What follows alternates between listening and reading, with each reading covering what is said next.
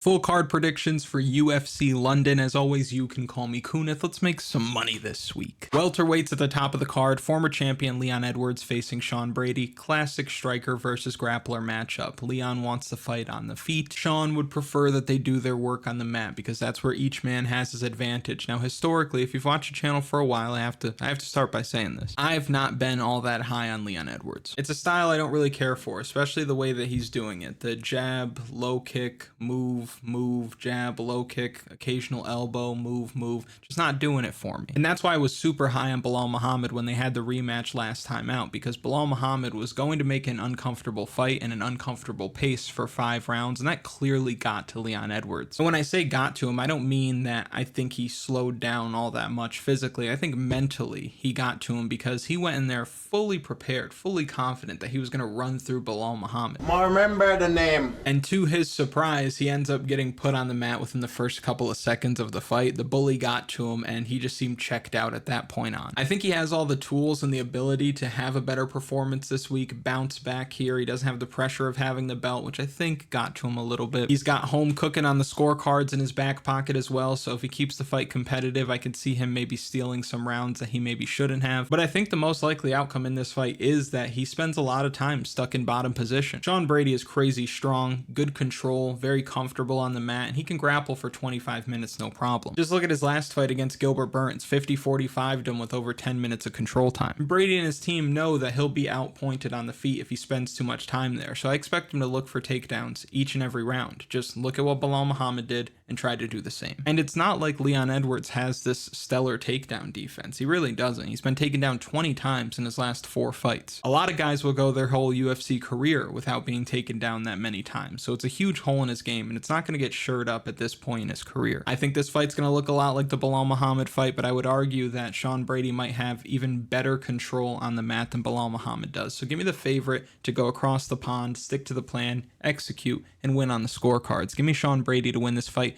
by decision. Next, we're looking at a fight between Carlos Ulberg fighting Jan Blachowicz. Carlos Ulberg is surging. 7-1 in the UFC, 5 finishes, obviously one of the best strikers at 205 pounds today. Fights out of a good gym, former champions in that gym, and he's got all the tools to get it done this week. Jan Blachowicz, in my opinion, is going to have to do a hell of a lot more than Carlos Ulberg to get his hand raised to this week. And what I mean by that is, if the rounds are close, the judges are going to give it to Ulberg. And it's not because I think the UFC wants him to win, but it's because I think Carlos Ulberg has this way of looking like he's always winning. His body language, the shot selection, the distance management, ability to counter, the control that he has in these fights, and the power to go along with it, he always looks like he's in the lead. And Jan Blachowicz, he's fought to a lot of decisions, a lot of split decisions, he's in close fights, and he's a smart fighter, former champion, well-rounded. He's probably the better grappler here, better wrestler here, but I don't think he's going to be able to wrestle all that often. I think Ulberg's going to force him to strike with him. I think he's going to defend takedowns. Blachowicz might control him up against the fence for a couple of seconds here and there, but even then, I think Carlos Ulberg's going to break, get back to the center, and do what he does best. And it's not like Jan Blachowicz is some slouch on the feet. He can strike with this guy, but where Jan Blachowicz does his best work is when he's putting guys down with that big power. Carlos Ulberg's not really one to get hit with big power, and Blachowicz does a good job of kicking guys' legs off with those low kicks, but you know Carlos Ulberg's going to be hip to that. He's going to be avoiding them, checking them effectively. I don't think the leg kicking game is going to be there for Blachowicz this week. The former champion's also given up a lot of speed in this one, so I think if he can't get takedowns or just keep a really high amount of activity going on the feet, he's going to look like he's losing. I think the best bet here is Carlos Ulberg by decision. Jan Blachowicz has been knocked out once in 20 UFC fights, and Carlos Ulberg knocks guys out, but it's not because he's throwing hard and walking him down and trying to get him out of there. He lets the fight come to him. I don't think he's going to go out there and find the shot that knocks out Jan Blachowicz. He might rock him, he might stumble him a couple of times, but he's not sitting down on much, and I don't think that Blachowicz is going to give him a whole lot of opportunities to hit him cleanly either. It's going to be 15 minutes, it's going to be tit for tat, it's going to be high level, it's going to be technical, right? But I think the younger man, the favorite, the guy who knows how to control the striking exchanges a bit better, is going to get it done this week. Give me Blackjack. Give me Carlos Ulberg to win by decision. And real quick, if you haven't already, like the video, subscribe to the channel, comment something for the algorithm. You know how the algorithm works. Next, we have just a travesty. Kevin Holland and Gunnar Nelson. Fight kills me because it has Kevin Holland in it. Now, before I was doing this stuff. I loved me a good Kevin Holland booking. But now that I make predictions on this stuff, I put them online, I would be fine with never having another Kevin Holland fight again. Because, and I'm going to tell you this, don't say it too loudly and don't tell too many other people, I don't know if the guy's a double agent or not. I feel like Kevin Holland doesn't care about winning at all, and his show money from the UFC is probably pretty good. He's probably cool with maybe giving less than his best effort from time to time. So is he a double agent? Is he a fall guy for the UFC? I don't know. I don't want to make the accusation, but I do remember a brief discussion in the comment section, or if it was on Twitter somewhere, and me and somebody in the comments were basically saying, and this was with the Rayner de Ritter fight, like, oh, some guy coming over from another promotion that they want to help build up, put Kevin Holland in there, and then Kevin Holland gets submitted in the first round. So I don't know. He's got 5 wins in his last 14 fights. 5 wins in his last 14 fights. He's favored here. And outside of like Michal Alexichuk, the guys that he's beaten are pretty old. Now for Gunnar Nelson, I don't know what spell Gunnar Nelson has people under. He's like Azor Ahai, like the prince that was promised. He's the voice from the outer world, the Lisan al-Gaib. He's somehow the golden child. Shout out Eddie Murphy. People talk about Gunnar Nelson, or at least have in the past, like he is the bee's knees. His best win is Alan Jouban. So I don't like having to pick a winner here. If Kevin Holland wants to, I think he can go out there and knock Gunnar Nelson out like that. I think he could run through him really if he wanted to. But you never really know, right? Gunnar Nelson is giving up age, a lot of size, a lot of length, as you could see on the screen. I know he only fights in Europe, so for the last several years he waits for them to come to like London or someplace, and then he fights on that card, so he's not super active. But I'm telling you, no matter what the prediction is, I'm going to feel silly either way, because I'd feel silly picking against Kevin Holland, who has more ways to win, physical advantages, younger, favored, but I'd also feel silly picking Kevin Holland because he is who he is. If you had to take something here, maybe fight doesn't go the distance, or maybe the under, maybe, but you could just stay away from this one. But I'll go with the European here to get it done, because one thing positive that I'll say about Gunnar Nelson is he does have this weird way of just tangling guys up and hanging on them and dragging them to the mat slowly, and then once he's down there he does pretty good work, and I can see Kevin Holland kind of letting that happen. So maybe take the fight doesn't go the distance, but you want to pick, you want the method of victory. I'll give you Gunnar Nelson by submission. Will Gunnar Nelson by submission be on the official betting article of the week? Probably not, but that's also because we pick our spots. Like last week we had 13 fights. I got 8 of them right as far as the predictions go. It's not great, it's not horrible, but it's not great. But even with less than great picks, we still had 12 units in, 18 units out last week on the official betting article, because we pick our spots, because we do a lot of what we feel like are the right things. We have 4 weeks in a row with a profitable event,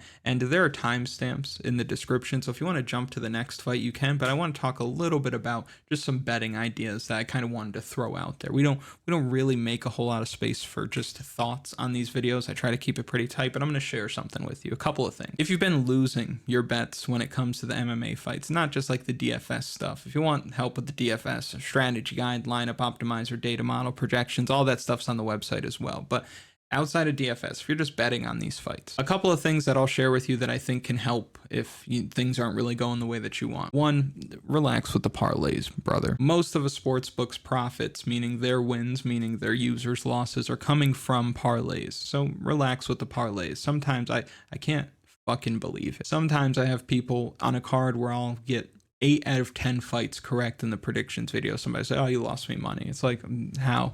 Oh, because you put a parlay on the whole card and missed, and you're worried about what I'm saying? Relax. I'm not anti-parlay. I understand straight bets over time are better than parlays for sure, but there's a time and a place for them. If you are going to play parlays, try to keep it to maybe 2, 3 legs. 4 legs is a table, and you don't want a table. In this economy, a lot of people don't got room in their houses. Where are you going to fit a table in? Think about it that way. So you want to stick to maybe like 2 or 3 legs if you're trying to be serious about it. But there's a time and a place for parlays, and most of the time people aren't putting it in the right place. So 1, relax with the parlays. 2, and we talked about this for the last 2 weeks here, and I just want to address it again, and it's going to help us a little bit as we go through. When you're betting on sports, what I would recommend you start doing when you're being more thoughtful about the bets that you're choosing is, who am I betting against? Because that's what your bet is. Your bet is not as much for a side, it's against another side. So we talked about this a few times recently. Betting on main events, it's not very smart to do. Take the fight that we're looking at here, for example. You have 13 fights. There's 26 fighters on the card. Who are the best 2 fighters on the card? Very obviously, Leon Edwards, and Sean Brady. Meaning that if you decide to place a bet on Sean Brady or Leon Edwards, that means you are placing a bet against either the best or the second best fighter on the card. So out of 26 options, you chose one or two of the worst ones to go against. It's like when Tom Brady used to play in the Patriots, people say, oh, don't bet against Brady. Like, don't bet against the fighters that are the best, right? That's why when you're playing the main event, your backside's all red at the end of the night because you got the main event wrong. Or even worse, you got the main event right and now you think you can call them, and then you start playing them over and over again and you realize like, oh, I've lost 6 out of the last 10 main events and I've lost money. So consider who you're playing against, right? Like last week, you could have bet on Marvin Vettori. Now, I picked Marvin Vettori to win. We didn't bet on Marvin Vettori in the official betting article. No. Because that means we're betting against Roman Dolidze. Roman Dolidze is in Vegas, probably fighting at the Performance Institute, coached by Eric Nixick, has fought top guys in the UFC, has a nutritionist, came into this one with 5-round experience, when you could have just bet on Carly Judas. You could have bet against somebody who has 5 fights or 6 fights as a professional, just started training with UFC caliber talent, and hasn't even made her debut yet. But instead, some of you chose to bet against Roman Dolidze. Come on. So just like now, right? Later in the card, we're going to talk about another fight. Take like Shauna Bannon and Puja Tomar, for example. I'm okay with betting against one of those people, right? So just consider that. And the last thing I want to share with you are method of victory bets. So when you look at some of these fights, like last week, how I talked about it, Kevin Vallejos by knockout.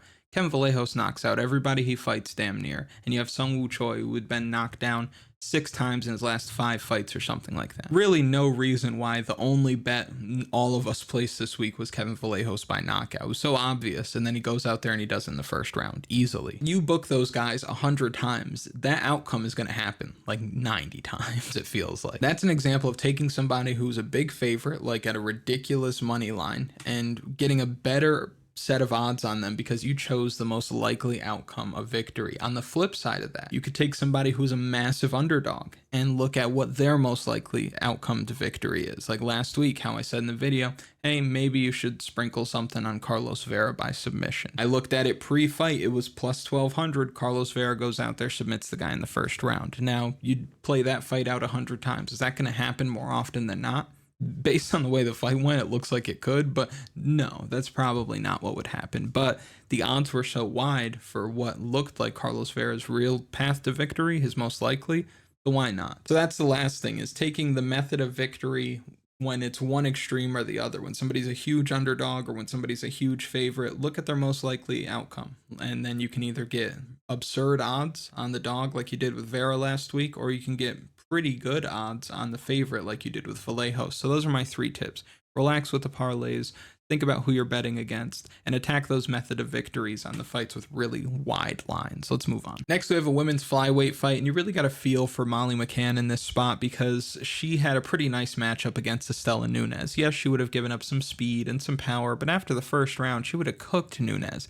Now, with Nunes pulling out, she's got to fight Didier Drogba. No, Oscar, that's not Drogba. That's Alexia Thainara. She fought on Contender Series. You don't remember? Thainara put up a dominant performance on Contender Series, got herself into the UFC. On a full camp, I would expect her to be a minus 300 favorite here. On short notice, helps with the price a little bit. But guess what, baby boys and baby girls? The pick's going to be Molly Mccann this week, and I expect the line to get even wider the closer we get to fight time. And we talk about this every week. Happened again last week with Stephanie Luciano, a favorite in the minus 200 to minus 300 range. At least one loses every week, and this is the one that's going to lose this week. I'm not going to go through all of them since the start of the year. You can go back and watch, and I talked about that last week, but Stephanie Luciano, the trend held last week. So we will be on Molly Mccann here, and it's not only because of the value and the trend as far as the favorites go, but she's coming into this one on a full camp. She's not the one that needs to travel here. She's got the crowd on her side, so that could sway the judges here. We know that Meatball Molly's had her ups and downs in the UFC. I think her skill set's pretty limited, but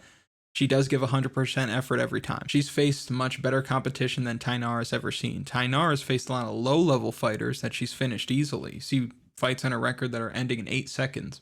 But I think she may have issues as the fight goes on. I think she's going to slow down a bit with that pace, with that forward pressure, with that boxing coming from Molly Mccann. So the line seems crazy to me in this one. I'll take the home team. I'll take the underdog. I'll take the meatball. Give me Molly Mccann to win this fight by decision. Next, we got a fight between Jordan Vucenic. He's fighting Chris Duncan this week. Very fun fight at 155 pounds. Chris Duncan coming off the best win of his career, where he was a silly goose against Blachowicz, ends up guillotining him in the first round. Impressive stuff. Duncan's looked good, and he looks like he's getting better. Fights hard every time. He came from behind to win on Contender Series. You can argue that he did that in the first round against Blachowicz as well. He cashed as an underdog before, 3-1 in the UFC. On the other side, Jordan Vucenic is coming off of a loss to Guram Kutateladze.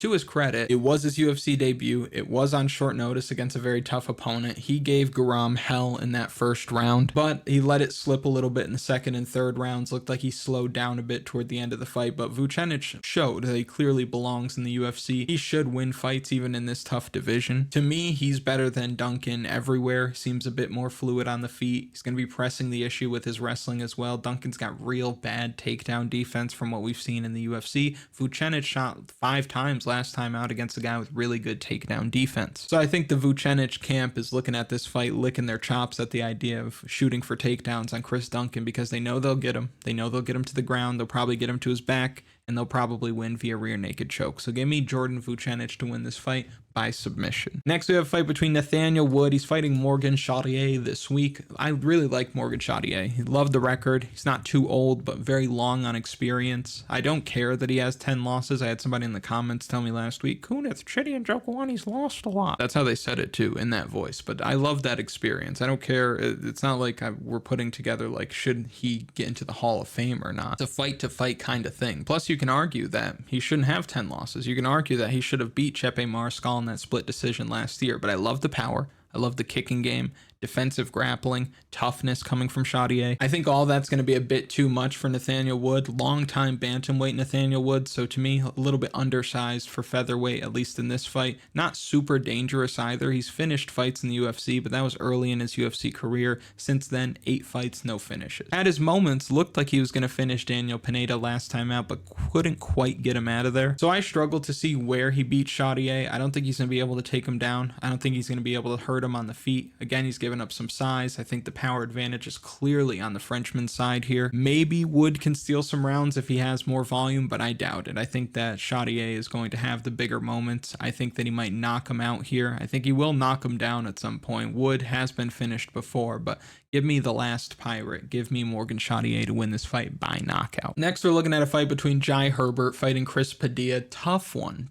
because I don't know why Jai Herbert should be favored, and I feel like I'm getting kind of trapped here. Because should Jai Herbert be favored with a 3-4-1 record in the UFC? Although the losses aren't terrible, the record looks a lot worse than the losses are, because Froszium's great.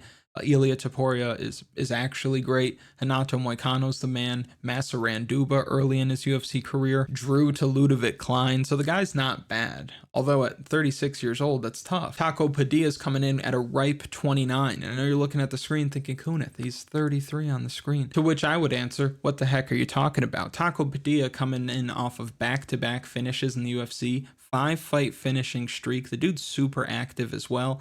Why is he plus money? I don't know. I feel like I'm getting trapped and tricked into playing him this week, but it looks like he has the wrestling advantage, grappling advantage. He's a younger man, has more momentum. He's constantly fighting. I'm being baited. I don't know what is happening, but something's happening. I'm scared. But if Jai Herbert beats me, that's fine. I think that Padilla's going to go out there, and I think he's just going to outwork him. You have to worry about the judging, of course, with the location and all that, but I just think Padilla has more ways to win. And Herbert, known for having his big power coming into the UFC, it's been a long time since he put anybody out, and the last person he knocked out was Kama Worthy, and you know, that tends to happen in Kama-worthy fights. Chris Padilla tends to move forward a lot, so maybe he gets caught on his way in, but maybe that forward pressure makes it hard for Jai Herbert to really sit down on anything. So I think Padilla comes in here, maybe even drops Herbert. I know he's going to take him down. He does his best work on the mat, and I expect him to see this long, tall kickboxer standing across from him and think, let's just do the smart thing here. So I think Chris Padilla takes him down. Give me Taco Padilla to win this fight by submission. Next, we have a fight between Loughran Kavanagh. He's fighting Felipe dos Santos this week. I'll tell you, in preparation, I got all the stuff ready to talk about how Loughran Kavanagh should win, and I just hate the number. I hate the line. And Felipe dos Santos, I remember when I was breaking down the Manel Kopp fight, I watched him fight Manel Kopp. I thought, Okay, looked pretty good. Had Manel Kopp lumped up, took Manel Kopp's best shots. Never looked like he was in like fight-ending danger. He got stunned and wobbled a couple times, so never looked like he was going to be put out. Then you watch the fight against Victor Altamirano. Didn't look great. Altamirano ate his best shots, kind of no problem. Altamirano's also got that Mexican fighting spirit and durability, cardio. Then you watch him fight Andrey Lima. Loses to Andrey Lima. Tell me Andrey Lima didn't look like the best 25er in the world last week. The kid's the truth. So I'm looking at the training situation for Felipe dos Santos. I'm looking at the level of competition that he's fought recently. I'm looking at the size advantage that he has here. I'm seeing Loughran Kavanagh kind of eat shots on his way up, although nothing's put him out yet. The kid's undefeated. But being an undefeated fighter in the UFC in 2025 is like being the heavy kid during a game of freeze tag at recess. Like, you're going to have to work if you want to have fun. I know that Loughran Kavanagh's got good speed. He can land with a lot of power. Felipe dos Santos does leave a lot to be desired as far as striking defense goes, but he just fights like a diet do Bronx. And I think he can give this kid trouble, especially if he starts getting to the clinch, throwing knees in the clinch as well. I worry about home cooking, but I mean, you watch the Loughran Kavanagh UFC debut, you expect him to blow the doors off the guy he's fighting, and it was just kind of So I think that Felipe dos Santos at these odds is crazy value. I'm sure he's not going to be a very popular play this week, but I'll definitely take him in this matchup. If this guy beats me, just like Jai Herbert, he beats me, I'm fine with it. But at these odds, I'm definitely hitting the Felipe dos Santos button. He's fought two of who I consider some of the top fighters in the division so far. Loughran Kavanagh hasn't seen anyone even remotely close to that level. So give me the Brazilian, give me the underdog. I think Felipe dos Santos wins. If he wants to win, though, he's going to have to finish this guy. And I think if he does, it's going to be a submission. Loughran Kavanagh is not known for the grappling ability. I think that Felipe dos Santos might try to get him to the ground and work that jiu-jitsu of his own. So give me Felipe dos Santos to win this fight inside the distance. Next, we have a fight between Mick Parkin. He's fighting Marcin Tybura this week, and this feels like one of those spots, my friends. We don't get him every card, right? We talked about it a few times. Angela Hill, Mel Costa, Ignacio Bahamondes. Feels like one of those spots where it's like, oh, I mean, the line's beautiful. I don't understand how the price is this nice because Mick Parkin is the side. Not sure how he's not a minus 200 favorite here. I get it. Big step up in competition. Tybura's faced and beaten better fighters than Mick Parkin, but I don't know. Tybura is the better wrestler, but I don't think it's going to be enough this week. Mick Parkin's the better striker. I think that he boxes him up for 3 rounds. Mick Parkin's going to be a bit bigger, 10 years younger, throws more volume, he's fighting in front of his people. You know close rounds are going to go his way. The only way I see Tybura winning is if he gets Parkin to the mat and keeps him there. Easier said than done. This isn't Jonata Janice. This isn't Tai Tuivasa. This isn't a guy who's going to not defend takedowns and then not work back up to his feet. Mick Parkin is a more complete fighter who has been getting better fight after fight, and he's been getting that slight step up each time. So I think that, yeah, it's a big step up for Tybura, or for him to be fighting Tybura, but Tybura is nearly 40 years old, man. Finding ways to win against guys who are terrible grapplers, but Mick Parkin, good enough grappler to keep the fight standing. Really like the Parkin jab as well. I think he's going to be able to keep that stick on Tybura for a lot of this fight. So since he's winning a lot of the striking exchanges, I think that jab's going to bust Tybura up. So by the 3rd round, I think the visuals of it all are definitely going to lean toward Parkin. I think he pulls away in the 2nd. And the 3rd, give me the younger man, give me the home team, give me Mick Parkin to win this fight by decision.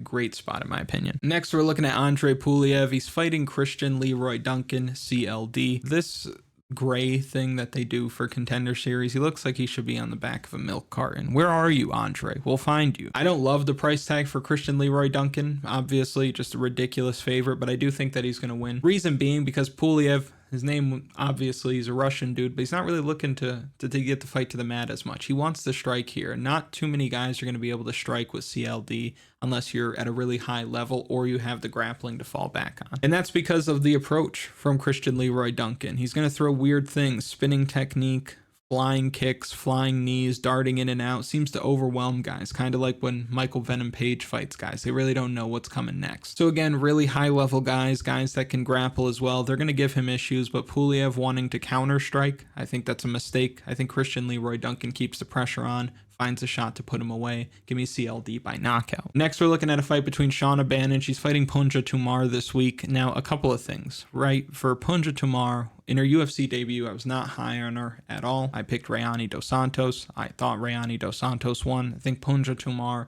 One, because she had a scarier face on and was landing a front kick that was doing very little. Coming into that fight, my thinking was, she doesn't have a great record, she hasn't really fought anybody, and she hasn't really shown in these fights that she's great at any one thing. And then you watch a fight against Rayani dos Santos, kind of the same thing. For Shauna Bannon, I don't think that she's all that great either. I think Shauna Bannon has benefited from recent matchmaking, like that fight with Elise Ardelian. But what Shauna Bannon's going to give you is a lot of toughness. She's got a lot of length to work with in this fight. And I think that Puja Tomar is just going to be stuck on the outside trying to work her way in, throwing that teep kick, and it's just not going to work. I think Shauna Bannon's going to float on her. And I've seen publicly, like on Twitter and stuff, I've seen people be on the Puja Tomar side, and I just don't know how you can confidently be on her side. I really don't. I don't know what it is about the tape or what you've seen that would make you believe that, but maybe it's the experience edge, maybe because she's fought more. But Shauna Bannon, I think, is somebody who